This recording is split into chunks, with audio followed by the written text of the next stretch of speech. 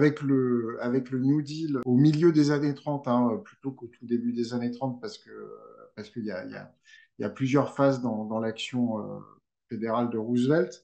Mais au milieu des années 30, puis surtout après la guerre et la libération de l'Europe, on a eu d'une certaine manière une action économique des États, des puissances publiques fortement inspirée par les idées pratiques de Keynes. Depuis le milieu des années 70 et en Europe surtout les années 80, on a une montée en puissance et même maintenant une submersion néolibérale. Qu'est-ce qui a pu nous changer totalement d'environnement politico-économique au point que même, c'est ce qui nous pose problème aujourd'hui, une grande partie de la gauche européenne et de la gauche américaine soit en réalité néolibérale. Ah, ça, c'est l'objet de mon dernier bouquin. Alors, je vais faire un peu de pub, mais bon, je vais essayer de répondre quand même à la question.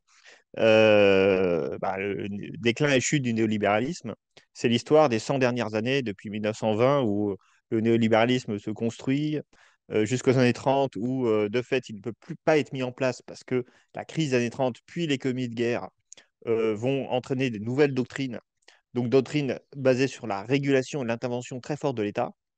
D'ailleurs, c'est intéressant parce que j'explique aussi dans ce bouquin que, en fait, l'économie d'après-guerre n'est pas totalement keynésienne.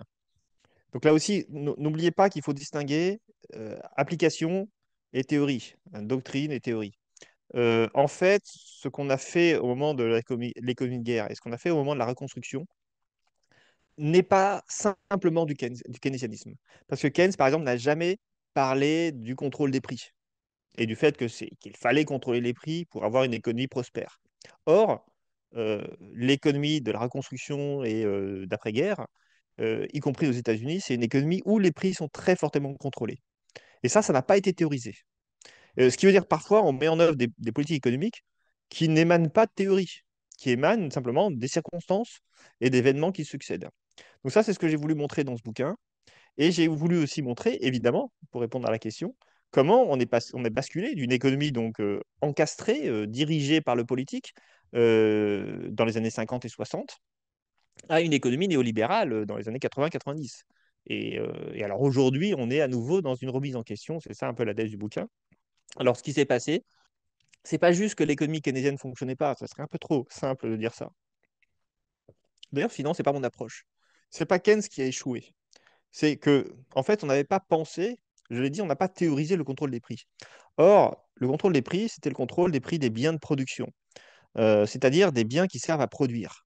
Alors, quels sont les biens de production? C'est les salaires, parce que le travail sert à produire, donc c'est le prix du salaire, du travail, hein, le salaire, le capital et la monnaie, hein. On avait le système Bretton Woods, on avait des taux d'intérêt qui étaient régulés par des banques centrales qui n'étaient pas indépendantes et qui finançaient les États.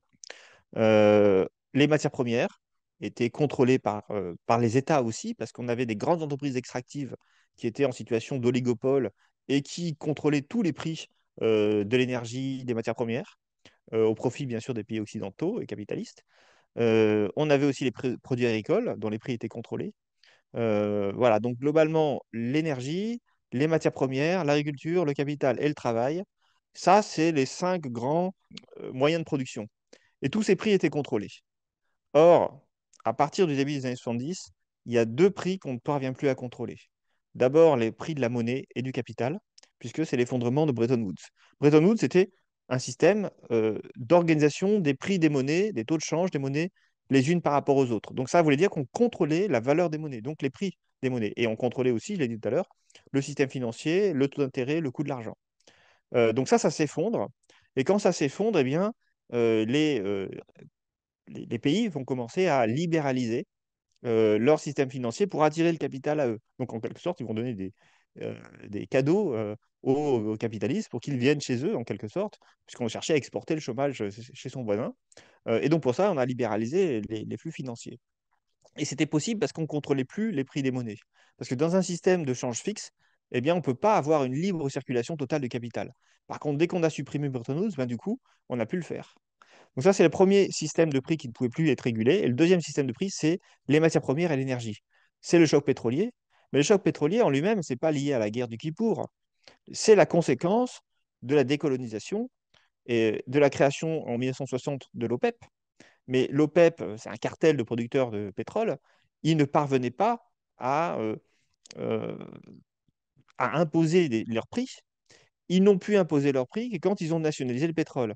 Et la nationalisation du pétrole des pays de l'OPEP, c'est les années, début des années 70, 71, 72. Enfin 71 essentiellement. Donc c'est en 60, en 70, 71, je crois, enfin dans ces années-là, que tous les pays pétroliers se sont mis à nationaliser le pétrole. Mais pourquoi ils ne l'ont pas fait avant?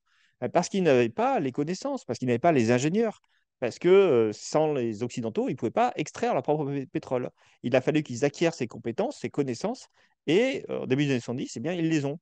Et là, il n'y a pas que les pays pétroliers qui vont se mettre à contrôler eux-mêmes leurs matières premières et leur énergie. Tous les pays en voie de développement qui se sont récemment décolonisés ont commencé à contrôler les prix de l'énergie.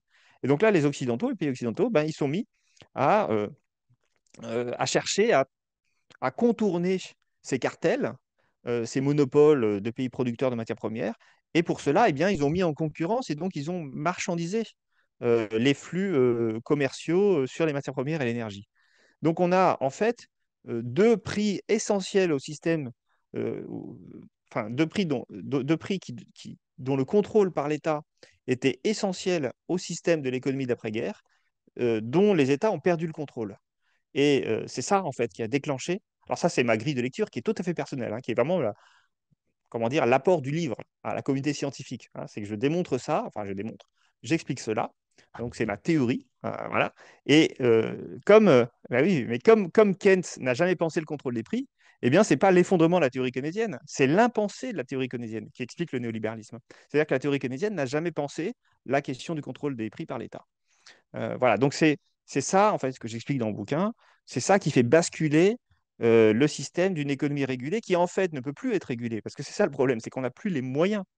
C'est-à-dire qu'on ne peut pas aller en Suez, on a essayé en France, on a essayé de récupérer le canal de Suez. On s'est fait engueuler en quelque sorte, hein. Les Français n'ont pas pu récupérer le canal de Suez nationalisé. Et donc dans les années 70, on n'allait pas envahir l'Arabie Saoudite pour dire bah, non, c'est nos puits de pétrole, on les garde. C'était pas possible évidemment de faire ça.